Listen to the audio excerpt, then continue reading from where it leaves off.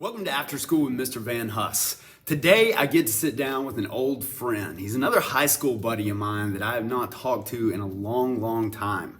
But since high school, he has gone on to do so many great things. And I'm not going to steal his thunder. I want him to be able to tell his story, but get ready to be impressed.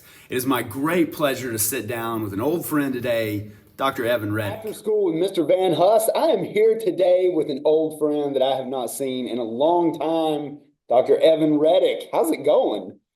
Hey man, good to see you, Drew. Thank you for inviting me for this. I'm a huge fan. I consume your content also, and I love what you're doing. Happy to help. Let me know how I can. Man, I appreciate that so much. And we'll tell anybody watching, we've got kind of a weird Zoom connection. So if it should go black, we're just going to keep doing what we're doing. Just ignore it and pretend it doesn't even happen. I was trying to think, when was the last time we even saw each other? 1996. Was it high school? Like, have It you has been to to any have of the been, reunions or anything? unless there was like a high school reunion thing.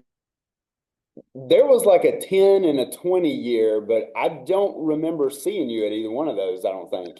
I was in a barn drinking something out of a red Solo cup, perhaps. Okay, I was at that one. So we might have crossed paths there somewhere. Maybe so. Yeah, but it has been a while. So thanks for taking a minute to sit down and talk to me, because I know you've had a really interesting career and you've done a lot of good things. So first, let you introduce yourself and just tell everybody watching what it is that you do. Yeah, I'd be happy to. And it wouldn't be like real life without some kind of interruption. So again, if it goes black, let's just pretend we're blinking really long or something. I don't know.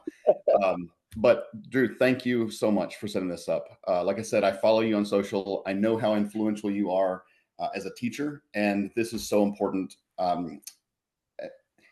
As you guys watch this, know that teachers like Drew are diamonds in the rough.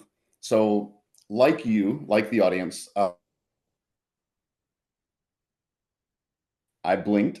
Like you, I'm from Kingsport. I attended Dobbs Bennett from 92 to 96. I graduated with Drew. My son likes to call the 90s the 1900s, and that always gives me the heebie-jeebies. But I want to share, I was a solid B student. I was on the swim team and the tennis team. I did really well in tennis. I did okay in swimming. Thinking back to my time in high school, there were several really influential teachers, ones that I didn't realize at the time. I didn't realize at the time that these teachers would ultimately be so critical to my success in the future. So teachers like Roderick Crockett, who challenged us to explore the world and not be satisfied with getting the right answer, but knowing how we got the right answer so that we could apply that same thinking to new problems in the future. I didn't even know what they were doing for us when I was in high school, and I was just coasting by on a B. I was happy to do it, but it hit me later in life. And so after high school, I went to a very small college in North Carolina. They gave me a swimming scholarship. And it was at this small school where I studied to become an emergency medical technician, an EMT. And I fell in love with science and medicine, the science behind how you titrate something to get a patient back from diaphoresis. I then transferred to the University of Tennessee in 1998. That was Peyton Manning's last year. Amazing year, another low GPA year, but a good year nonetheless. And I did something I never thought I'd do. I declared my major as biochemistry. Again, I wasn't naturally great in science and math in high school. Like I said, I was a B student, but it was the challenge from biochemistry that was exciting. And I knew that with a solid base of technical and applicable knowledge, that ultimately I was going to be successful. I could go to medical school. I could go to graduate school. You know, there's a future that is provided through knowledge, and so that was sort of my push there. I'll share a little bit more. So I want to share something personal, actually, with you and with your viewers. I'm sure you know, because it made news in Kingsport, of course. But my mother died in 2002. She died from breast cancer. She was diagnosed and died in the same year. It was extremely aggressive cancer, and it really made me mad. It pissed me off. The death of a loved one pisses everyone off. They were your world. They brought you into this world and they were gone too soon. And that's awful. I went to graduate school after that. I earned PhDs in biochemistry and biophysics. I wanted to be that nerd at the CDC or that nerd at the NIH discovering the next molecule to help other families stay together longer. I knew I wasn't going to bring my mom back, but I wanted to help others live longer together. I ended up at UT Southwestern Medical Center in Dallas. It was a top 10 research biomedical center at the time. I was lucky that they would have me, to be quite frank. And after 5 years of grueling laboratory work, we had identified 18 new molecular entities, 5 of which entered the clinic, 2 of which are in phase 2 clinical trials right now in pancreatic and breast cancers. So we were making a difference. And I started networking. I wasn't satisfied with just laboratory work. I wanted more direct patient care, but I'm not a clinician. I have an emergency medical technician degree from years ago that is not current. I am not a clinician. I am not allowed to operate on patients. I'm a scientist. So I use LinkedIn.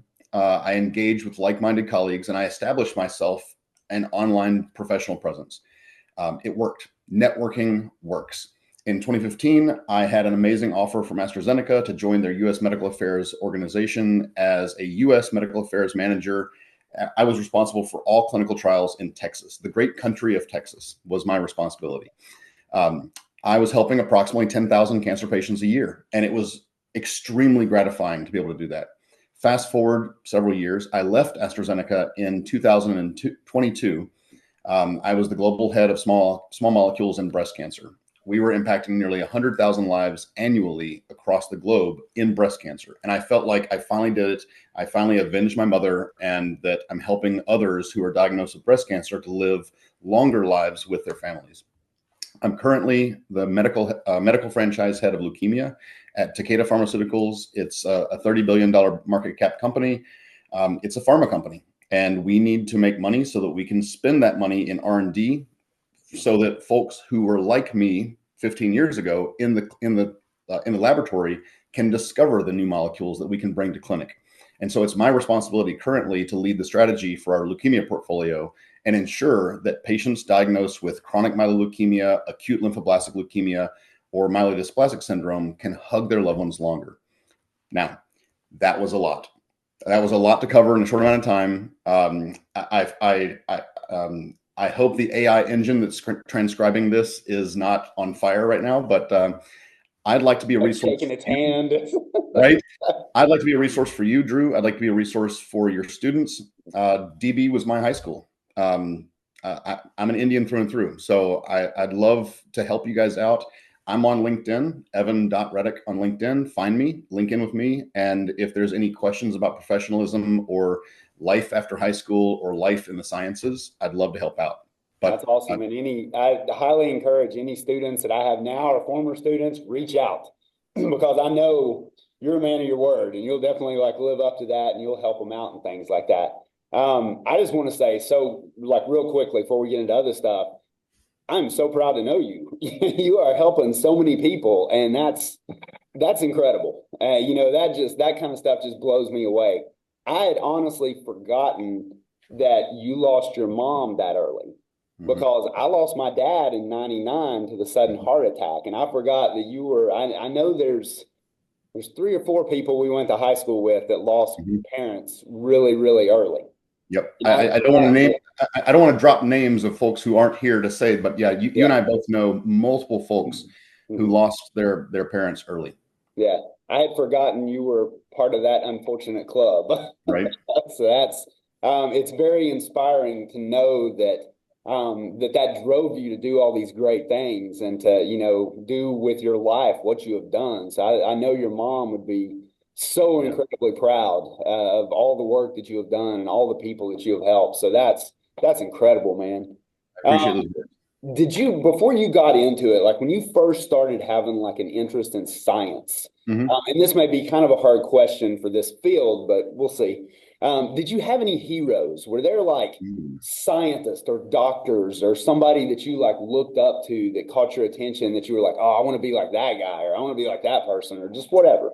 Yeah, it's a great question. I think this analogy works really well with sports. It doesn't work great with science. And I think nowadays it might work better with folks like Neil deGrasse Tyson, who are just, really clearly cool dudes who are able to break science down in meaningful ways. But for me to say like, oh well, Albert Einstein inspired me, or Stephen Hawking inspired me, or something, that would be disingenuous. They didn't inspire me. I looked at their work and I'm like, I will never achieve anything they've ever, like, I don't have the neural connections to do what they did. I will say though that it was reading a book I got for free on University of Tennessee campus. I'm walking along and they're just giving away free books because the library has too many old books. And it was a book by Richard Feynman, and it was called Richard Feynman. I'm going to screw the title up, but it was like Richard Feynman is a funny fellow or something like that. And I thought the play on words were interesting. And for a science textbook or a science book to not have a nerdy sciencey title, I thought was like, that's interesting. And I just remember flipping into the book, and it was thin. It was an easy read. And I was an athlete in college. I needed an easy read. I flipped halfway through, and I remember just like reading a page, and it was like Richard Feynman talking about how the masses have to understand science. Science is not to be held by the elites. If it's only held by the elites, why are we even doing it? Because science is the reason why you and I are communicating on Zoom right now. I live in Maryland, you're in Kingsport, Tennessee, and I guarantee you there's not a wire connecting us. We're talking through satellites, and that's not possible without science. And so we need science for the masses. And I just love the way that this book broke down his communication strategy. And for me, as a country boy raised in Tennessee, I thought to myself, I was like, wow, I would love to be able to communicate science in a more meaningful way that like hits and lands. Because as well as I do, when we hear the elites rattle off what they've dedicated their entire lives to studying, and they use jargon and things, we tune them out. It's hard to understand. And I wanted, that was my first little impactful thing that got me. And it was scientific communication. That's what really landed for me, because I love being able to break down very complex topics into relatively easy bite-sized pieces that people can say, oh, wow. Nothing inspires science more than aha moments.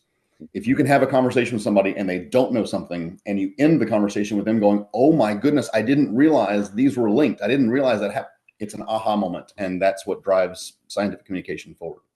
That's very cool. So you talked a little bit about what high school was like for you. I know Dobbins Bennett was a good high school. Like I still to this day think it was a wonderful high school. There is so much, and I'm actually in Gallatin now instead of Kingsport, so I'm like even farther away from you. Oh, I forgot about that. Oh my goodness. So I'm like farther away, but like there's so much that I've brought here, like from Dobbins Bennett. Like I do all the pep rallies and stuff, all that school spirit, that going crazy at pep rallies. Like I've seen the videos, dude. My students have asked, like, where'd that come from? Like that came from DB, because we went crazy at pep rallies. It's like that's something that they've had to learn, because this school doesn't have the history that some others have had and stuff. Knowing in the pep rally that we're like getting everybody pumped. Because tomorrow night, right, Friday night, or tonight rather, because it was held on Friday, right? So tonight, Friday night, we're going to get to see like Eddie Swafford run down a running back and absolutely obliterate Sullivan South. Yeah, not to drop any names, but no. Yeah, it's incredible. So there's stuff like that. What else was there? Anything else that you took with you from high school that you kind of remembered, or kind of stuck with you like that? No, it's a good reflection, right? Is these are formative years, and I hear myself say those words, and I'm like, damn, dude, he got old, because that's what I would hear when I was in high school, and people tell me, oh, these are your formative years. These are the years that you're going to define your character. I don't know, man. I look back and I'm like, we had to go through it. There were highs, there were lows. I remember going into class and having just broken up with a girlfriend or something and being like, I don't want to do, pre-calculus right now, because all I'm thinking about is all these other things. And that's really important to go through, because in real life, when things get real and you've got a house, you've got a family, and you've got to provide. And like you are the caveman now that has to leave the fire, leave the huddle, go out and kill that mammoth and bring back the money, bring back the dinner. it's that time of being able to balance priorities and figure out what's really important.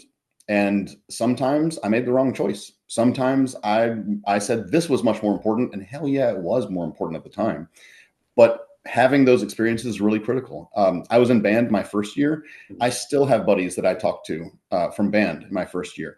I was not wonderful, but I was on the swim team. I still talk to Andrew. I shouldn't drop names. Sorry. There's folks that I still chat with. I'm still Facebook friends with a bunch of them. I was on the tennis team. I just reconnected recently with somebody who was an exchange student who played tennis with us back in '95, the 1900s. When you say it like that, it's just, I know, right? But I think just going through the process, going through the experiences that you have to have in high school, and then realizing, some folks develop early, some folks develop late, and some folks develop in between. And you got to find your groove. But once you find it, once you find that thing that is inspirational, and for me, it was doing that. I'll tell you, I was in that EMT class. I was learning to become an EMT, and one of the instructors had an onion. And they were peeling back the little tiny layers of the onion. And she was sharing with us that the brain is very much like an onion, right? And that we've got the lizard brain, the amygdala, the fight or flight. We call it the 3 Fs, but we can't say one of the Fs. And then you've got the temporal lobe and the occipital lobe, and then you've got the prefrontal cortex that actually helps tame all that stuff and keep it at bay, so we can have a functional society. But she was sharing how certain molecules, certain drugs are able to peel back the onion. And I just thought that's an amazing way to communicate that science. And that was where that book from Richard Feynman about communicating science in early college, and now sort of hearing those things kind of came together. Being able to share what you do and enjoy it at the same time. Your audience has always heard this before, I'm sure. Do what you love and you never work a day in your life. It's not altogether true, but it is highly accurate. I agree with that 100%. Yeah. Were there any other teachers that stood out? I know you mentioned Mr. Crockett. I never had Mr. Crockett, but I knew Mr. Crockett because he was that type of teacher who was who had respect even from the students that didn't have him, because you could just tell he cared and he was a smart guy.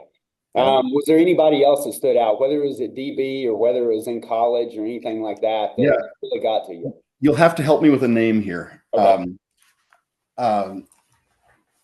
He taught government studies. Big, tall dude. A DB? Beard. Oh man, I can see him. Guy's face, and I can't think of his name. Yeah, I never had him, but he was another one that I just knew. Yeah, dude. I can't recall his name, but I remember being in his classroom. And sorry, I can't think of it either. It's not coming to me. But he was one of the ones who, again, wasn't satisfied with good enough, wasn't satisfied with the right answer. He was more satisfied with the process by which you took to achieve the answer. And this is, my son's turning 10 soon, and I teach him this at home. And I teach him that I don't care if you got the right answer. I don't care. I care how you got the answer, because in the future, you're going to be confronted with a new problem that you've never seen before in your life. You've never seen this in school. You've never seen it before, ever. But you can surmount that problem, and you can do so easily because you use analogies from your past, all the different things that you've seen and had to overcome. You can think about this new problem, break that problem down into its component pieces. And of course, pieces of the problem are going to be highly similar to things you've done in the past. And that mentality has really stuck with me. And I got that in high school. I got that problem solving 101 in high school, but I didn't know it at the time. That's the crazy part. I didn't know I was getting it at the time. I was like, oh my God, I got to take these exams, got to take these tests. Ugh, don't want to do it. And then it was later in life where I'm like, oh my God, they were actually teaching me. It's very, very, very impactful. Another one was Dave Ashby, long time ago.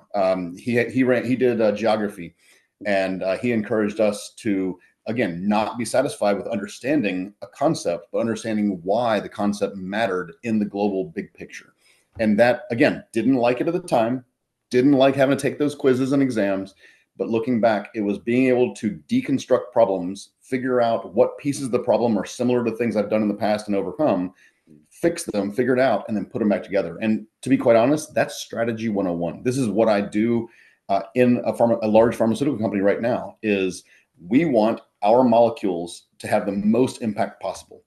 How do we do that? And I tell the team, go stand in the future, go stand in 2025, 2026, 2027, and figure out what must you have, what did you accomplish? Where are you now in the competitive environment with clinical trials, with patients deriving benefit? Where are you? What are you doing? Work backwards. What are the major milestones you must have accomplished in order to get there? And once you've built those major strategic pieces, we call those strategic imperatives. Once you've built those SIs, then build out all the tactics that link each one to each one. And once you've done that, you have a strategic roadmap to accomplish a problem. That's awesome. Good advice. Okay, here's the tough question.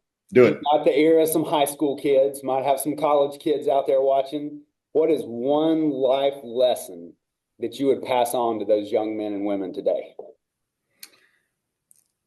Twofold. I didn't have to deal with this. You didn't have to deal with this when we were in high school and early college. Everybody's got a camera. Pictures last forever. Thank goodness we didn't have to deal with Dude, that. unemployable. I tell my students all the time that I still relate to my kids in the classroom. We still like a lot of the same music, a lot of the same movies. Mm-hmm. But I'm like, that's the biggest difference is dealing with social media and phones and cameras and all that stuff. So I didn't mean to interrupt you, but I'm like, it lasts forever. Yeah. It lasts forever. It can be embarrassing in the short term, and it can be career limiting in the long term. So that's number one, is just pause. Just pause. Everybody's got a camera. Number two, kind of the polar opposite. Think about what you want to do. There's no reason why you have to decide today who you want to be. And I don't know what I want to be when I grow up. I don't. I'm in my mid 40s. I graduated in 96. Y'all can do the math. I'm having fun. I'm still figuring out what my path is going to be. I just know that I've got a North Star. My North Star is helping patients, full stop. And as long as I'm still doing that, I'm happy doing it. Yeah, there's some drudgery in there. There's stuff you got to do like finance and accounting and all the pieces that we have to do in our daily lives. But there's also like being able to really deliver. So when you think you found a North Star, go on LinkedIn, go find people doing that right now. Reach out to them, be bold. Reach out to them and say, hey, you're doing what I think I want to do in 5 years' time, in 10 years' time. Can we have an informational interview? Can we have a quick chat, 15-minute Zoom call? This was the weirdest thing in the world pre-pandemic, is to ask for a face-to-face Zoom call. It's like, oh my God, no. Now it's totally normal. So be bold, figure out what you think you want to do. You don't have to decide. Go reach out to those people who are doing it, have a conversation, and realize either, oh my God, gross, I do not want to do that. I didn't realize what was involved. No, thank you. Or, holy cow, I really love that. And once you figure that out and you think you've found what you think you really like, keep digging. Don't be satisfied with a shiny title or a shiny thing. Like really dig in, because this will be your life, and make sure you enjoy it. I'll tell a really brief story. So I thought I wanted to become a patent attorney years ago. I have the highest academic degree, right? I have a PhD in biochemistry, biophysics. And I was like, man, if I became a patent attorney, I could be at the cutting edge of all the new scientific revolutions. I went on LinkedIn and I met 15, 20 patent attorneys. And I learned real quick that I would not be good at this because it doesn't inspire joy, right? So it was just something that I personally would not enjoy. So I shut that area down. I decided not to do that. And I'm glad I did. There are folks who are amazing patent attorneys. I know several of them that work on my team here at my company. But at the end of the day, you've got to go and figure it out. So reach out on LinkedIn, go talk to people you think that are doing the things you think you want to do, and start figuring it out. And the ones that you don't want to, like, if science is going into the unknown and failing and figuring out what doesn't work. And if you can eliminate a bunch of the stuff that you don't want to do in the future, you have concentrated all the things that you might want to do in the future. You've made it a target-rich environment. So go out there, network your face off, engage with as many people as you can, and stay away from cameras. That is excellent, excellent advice. And I tell my students all the time too, and I'm glad you told that story because it really illustrates it. I tell them, you don't have to have, like, the first day you go to college, you don't have to have your whole life figured out. You know, you don't have to know every single choice you're going to make because stuff changes. I never dreamed I would be a teacher in high school. Like, I would Right. have laughed at somebody if they'd have told me that I would end up being like a history teacher, because it was like, no, I'm going to make music. I'm going to go work in the music business. And Hmm. I did that for a little bit, but then figured out that I didn't want to do that for the rest of my life, you know? Hmm. So that is just super, Yeah. super important information that I hope everybody takes to heart. And same for me, like all through college, I was, I know I want to do science, but I don't know what I want to do. And I talked to my mentors. I talked to my essentially folks that were the equivalent of my counselors in college, who also said, you don't have to figure it out now. Now you do need a major, you do need to figure all that out, but like you don't have to know today what you're going to do. But as long as you do something that's fairly ubiquitous, that's applicable across multiple areas, you can become a career chameleon, and you can change your colors, and you can reinvent yourself. But if you get if you don't go figure out what you want to do, you might end up doing something you don't want to do, and life is long. Yeah. Excellent. Hey, man, thanks for taking the time to talk to me for a few minutes. I am, like I said, so proud to call you a friend. I'm very thankful that, you know, we've Same. known each other, even though we don't talk or see each other on a super regular basis. We can kind of communicate through social media and things like that. But I'm proud of you for what you've gone and what you have done. And I'm sure everybody we went to school with is too.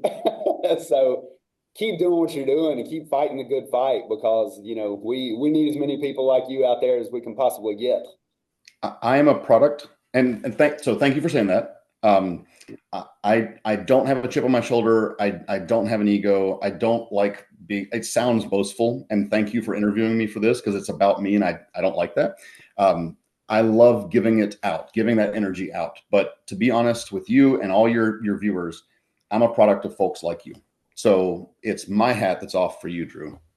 Well, I appreciate that very much. And thanks for your time today. And I hope you have a good rest of the week. And just thanks for staying after school with Mr. Van Huss.